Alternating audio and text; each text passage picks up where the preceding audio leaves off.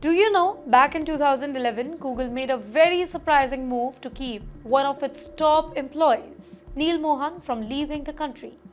Neil, an Indian American tech expert, was already playing a big role in Google's advertising and YouTube strategy at that point of time. Another tech giant, Twitter, now it is known as X, wanted to hire him as their chief product officer.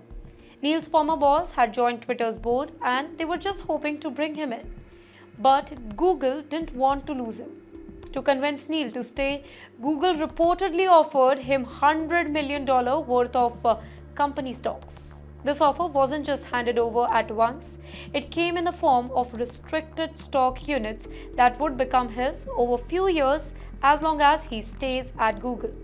Now, this kind of stock-based deal is very common way that big tech companies hold on to their top talent. In this case, it kind of worked. Neil chose to remain with Google and continued working on products that would shape the future of YouTube. Neil's story began really well before this moment. He studied electrical engineering at the world's famous Stanford University. After graduating, he worked at Anderson Consulting, now it is known as Accenture, and later joined a company called NetGravity. The company was bought by DoubleClick, and Neil quickly climbed the ranks.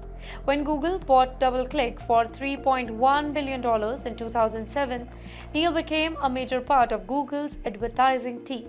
In 2011, Neil had already become one of the key minds behind Google's product plan, and he was becoming more influential in shaping YouTube's future. Well, the decision to keep him on board with such a massive offer turned out to be really smart. He continued rising within the company and played a critical role in growing YouTube into what it is today.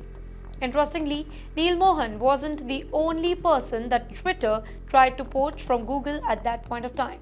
They also tried to hire Sundar Pichai, who was leading Google's Chrome browser and Chrome OS project. Google responded by giving Sundar a $50 million stock grant to keep him from leaving. Like Neil, Sundar also stayed, and today he is the CEO of Google and its parent company Alphabet. As of 2023, Neil Mohan became the CEO of YouTube, taking over from Susan.